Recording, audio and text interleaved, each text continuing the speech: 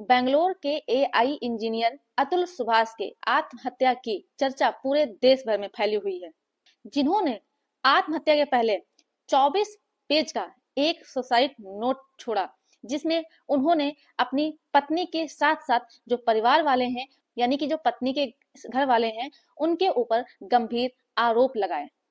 उन्होंने अपने 4 साल के बेटे को भी चिट्ठी लिखी।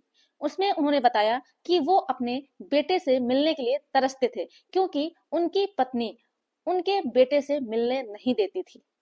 अतुल सुभाष ने अपने बेटे को बताया कि उनकी जो पत्नी है वो उन्हें बहुत ज्यादा परेशान कर रही थी और इस्तेमाल कर रही थी। साथ में ये भी कहा कि वो अपने बेटे के लिए अपने माँ बाप को परेशान नहीं कर सकते हैं, वो अपने माँ बाप के लिए ऐसे 100 बेटे कुर्बान कर सकते हैं। साथ में उन्होंने ये कहा कि जब बेटा मैंने तुम्हें देखा था तब मैंने सोचा था कि मैं तुम्हारे लिए जान भी दे सकता हूँ, लेकिन आज तुम्हारी वजह से ही मैं अपनी जान दे रहा हूँ। मुझे तो तुम्हारा चेहरा भी याद नहीं है, क्योंकि हमने तुम्हें तब देखा था जब तुम 1 साल के थे। वही तस्वीर मेरे पास है, जो कि मैं वही तस्वीर देखता रहता हूँ, और मुझे दर्द के सिवा तुम्हारे बारे में कुछ भी याद नहीं है। तुम्हारा सहारा लेकर के मुझसे पैसे ऐंठे जा रहे हैं, और अब तुम्हें देख करके मुझे ये लगता है कि मैंने कोई गलती कर दी है। इस तरह के नोट्स देखने के बाद और अतुल सुभाष के वीडियो देखने के बाद लोगों के मन में इस तरह के प्रश्न आ रहे हैं कि क्या हमेशा पुरुषों की ही गलती होती है, महिलाओं की नहीं?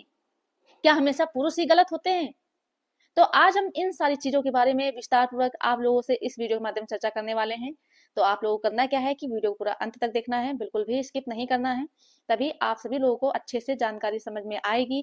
दूसरा काम आप सभी लोगों को ये करना है कि अगर आप नए हैं, चैनल में पहली बार आए हैं, तो ये आपका ही चैनल है, आप इसे सब्सक्राइब जरूर कर दें, साथ में बेल आइकन जरूर दबा दें, जिससे कि हम जो भी नई अपडेट डालें उसका नोटिफिकेशन आपके पास आता रहे और आप जानकारी प्राप्त करते रहें।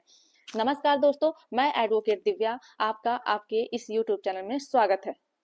आपको बता दें कि अतुल सुभाष ने जो ये कदम उठाया है, इसे लेकर के ऑनरेबल सुप्रीम कोर्ट ने भी इस चीज को संज्ञान में लिया है और मेंटेनेंस व एलिमनी डिसाइड करने के लिए कुछ गाइडलाइंस भी निर्धारित की हैं। अतुल सुभाष की मौत ने पूरे देश को झकझोर करके रख दिया है, और जो सोशल मीडिया है उसमें बहुत ज्यादा आक्रोश देखने को मिल रहा है। अतुल सुभाष की उम्र 34 साल की थी, जो कि बेंगलोर में एक एआई इंजीनियर थे। अतुल सुभाष ने आत्महत्या के पहले 24 पेज का एक नोट लिखा और साथ में एक वीडियो भी अपलोड किया, जिसमें उन्होंने अपना दर्द बयां किया। उन्होंने अपनी पत्नी के साथ साथ फैमिली कोर्ट की जज पर भी आरोप लगाया, जिसमें उन्होंने ये कहा कि उन्होंने सेटलमेंट करने के लिए 5 लाख रुपए की डिमांड की थी। अब ये सही है या गलत है, ये तो जांच करने के बाद ही पता चलेगा। अतुल सुभाष की शादी 5 साल पहले हुई थी, जिनका कि 4 साल का बेटा भी था। बेटे के मेंटेनेंस यानी कि भरण पोषण के लिए कोर्ट ने पति के ऊपर 40,000 रुपए का मेंटेनेंस लगाया था कि वो अपने बेटे को 40,000 रुपए हर महीने मेंटेनेंस देगा। निकिता ने अतुल सुभाष के परिवार के ऊपर व अतुल सुभाष के ऊपर दहेज उत्पीड़न के साथ साथ 9 और केस दर्ज करा रखे थे। अतुल सुभाष के मामले में आक्रोश के बीच में ऑनरेबल सुप्रीम कोर्ट ने निचली अदालतों को कुछ गाइडलाइंस दी हैं, कुछ सूत्र बताए हैं मेंटेनेंस व एलिमनी निर्धारित करने के लिए। निचली अदालतों को मेंटेनेंस निर्धारित करने के लिए 8 सूत्रों वाला फॉर्मूला दिया है। सुप्रीम कोर्ट ने ये कहा कि ये सुनिश्चित करना जरूरी है कि एलिमनी या मेंटेनेंस पति को दंडित ना करें। गुजारा भत्ता ये पत्नी के लिए सम्मानजनक जीवन स्तर के मकसद से बनाई जानी चाहिए। जैसा कि एक पहले फैसला आया था जिसमें ये बोला था, भीख मांगो, उधार लो या चोरी करो, मेंटेनेंस तो अपनी पत्नी को देना ही होगा। इस तरह के फैसलों में लगाम लगने की उम्मीद जगी है लोगों के मन में। अब ऑनरेबल सुप्रीम कोर्ट ने मेंटेनेंस को लागू करने के लिए 8 सूत्रीय फार्मूला लागू कर दिया है, जिसके आधार पर मेंटेनेंस तय होगा और ये देखा जाएगा कि स्थायी मेंटेनेंस की राशि पति को दंडित ना करे और पत्नी के लिए सम्मानजनक जीवन स्तर बनाए रखने के लिए मेंटेनेंस लगाना चाहिए। आपको बता दें, इससे पहले रजनेश वर्सेस नेहा जो कि 2020 का जजमेंट था, उसमें भी ऑनरेबल सुप्रीम कोर्ट ने कुछ गाइडलाइंस निकाली थी मेंटेनेंस व एलिमनी के लिए। अब हम बात करने वाले हैं कि ऑनरेबल सुप्रीम कोर्ट ने जो मेंटेनेंस या एलिमनी को निर्धारित करने के लिए जो 8 सूत्री फार्मूला निकाला है, वो क्या फार्मूला है। तो नंबर 1 है पति और पत्नी की सामाजिक और आर्थिक स्थिति, यानी कि पहले के समय में केवल पति की सामाजिक व आर्थिक स्थिति देखी जाती थी, लेकिन पत्नी की नहीं देखी जाती थी। केवल पति की ही स्थिति देखने के बाद मेंटेनेंस या एलिमनी लगा दी जाती थी, जो कि अब ऐसा नहीं होगा। पति और पत्नी दोनों की सामाजिक व आर्थिक स्थिति देखी जाएगी। दूसरा नंबर यह है कि भविष्य में पत्नी व बच्चों की जो बुनियादी जरूरतें हैं उन्हें देखा जाएगा। ऐसा बिल्कुल भी नहीं है कि उनकी जरूरतें जो है वो 10,000 रुपए की है या 20,000 रुपए की है, पत्नी ने बोल दिया कि मैं अपने बच्चे ऊपर 1 लाख रुपए हर महीने खर्च करती हूँ, तो ऐसा बिल्कुल भी नहीं है। ये देखा जाएगा कि सही में बच्चे के ऊपर कितना खर्चा आ रहा है, उसी आधार पर ही मेंटेनेंस या एलिमनी लगाई जाएगी। इसके साथ साथ तीसरा नंबर है वो ये देखा जाएगा कि दोनों पक्षों की इनकम यानी कि आय और योग्यता क्या है। केवल पति की ही आय नहीं देखी जाएगी, केवल पति की ही योग्यता नहीं देखी जाएगी, पत्नी की भी देखी जाएगी योग्यता कि क्या पत्नी इतना पढ़ी लिखी है कि वो कहीं नौकरी यानी कि जो रोजगार है वो कर सकती है, और या फिर अगर नहीं कर सकती है तो उसके पास ऐसी कोई प्रॉपर्टी है या उसके पास ऐसी कोई संपत्ति है जिससे कि उसे पैसा मिलता है हर महीने, उसके पास इनकम आती है। ये सारी चीजें देखी जाएंगी, इसके आधार पर ही मेंटेनेंस लगाया जाएगा, यानी कि सिर्फ पति की योग्यता और आय नहीं देखी जाएगी, दोनों की देखी जाएगी। नंबर 4 ये देखा जाएगा आय और संपत्ति के साधन क्या है दोनों पक्षों के। 5वां नंबर ये देखा जाएगा कि पत्नी का ससुराल में रहते हुए जीवन स्तर क्या रहा है। 6ठा नंबर ये देखा जाएगा कि क्या अपने परिवार की देखभाल के लिए पत्नी ने नौकरी छोड़ दी है या फिर नहीं। 7वां नंबर ये देखा जाएगा कि मान लीजिए कि पत्नी नौकरी नहीं कर रही है, उसने केस भी कर दिया है, तो जो वो कानूनी लड़ाई लड़ रही है उसके लिए उचित राशि क्या होगी वो देखते हुए दिलाई जाएगी। और जो 8वां नंबर है ये देखा जाएगा कि पति की कमाई कितनी है, उसकी आर्थिक स्थिति क्या है और उसके पास और कितनी जिम्मेदारियां हैं पत्नी को गुजारा भत्ता देने के अलावा। इन सारी चीजों को देखते हुए ही मेंटेनेंस व एलिमनी को निर्धारित किया जाएगा।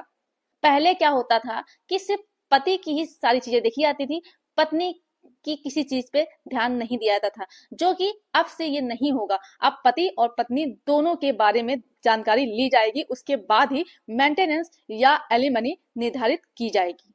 आपको बता दें कि 2020 में रजनेश वर्सेस नेहा के केस में ऑनरेबल सुप्रीम कोर्ट ने गाइडलाइंस जारी की थी, जिसमें ये बात कही थी कि मेंटेनेंस लगाने के लिए कोई भी निर्धारित राशि नहीं है, ये केस पर निर्भर करता है और हर केस अलग हो सकते हैं। और साथ में ये कहा कि जब भी कोर्ट यानी कि न्यायालय मेंटेनेंस तय करे तो उसे पिछले जजमेंट के बारे में जानकारी जरूर होनी चाहिए। मेंटेनेंस तय करते समय संबंधित पक्षों की स्थिति, आवेदक की जरूरत और प्रतिवादी की आय और संपत्ति दावेदार की वित्तीय जिम्मेदारियां, संबंधित पक्षों की उम्र, आय स्थिति, नाबालिग बच्चों के भरण पोषण, बीमारी व अक्षमता के की तरह के महत्वपूर्ण बिंदुओं पर ध्यान देना चाहिए। साथ में सुप्रीम कोर्ट ने स्पष्ट किया है कि मेंटेनेंस से जुड़े आदेशों का पालन सिविल केसेस की तरह ही करना चाहिए। आदेश का पालन न होने पर संबंधित पक्ष को हिरासत में लिए जाने से लेकर के संपत्ति की जब्ती जैसी कार्यवाही हो। अदालतों के पास ये अधिकार होगा कि वो ऐसे मामलों में अवमानना की कार्यवाही को शुरू कर सके। ऑनरेबल कोर्ट का यह भी कहना है कि यह सुनिश्चित करना आवश्यक है कि गुजारा भत्ता की राशि पति को दंडित न करे, बल्कि पत्नी को एक सम्मानजनक जीवन स्तर सुनिश्चित करने के उद्देश्य से बनाई जानी चाहिए। गुजारे भत्ते को लेकर के कोर्ट के कुछ चर्चित फैसले भी रहे हैं, वो क्या है अब हम आप लोगों को बताते हैं। 2015 में एक केस आया था राजेश बनाम सुनीता और अन्य के केस में।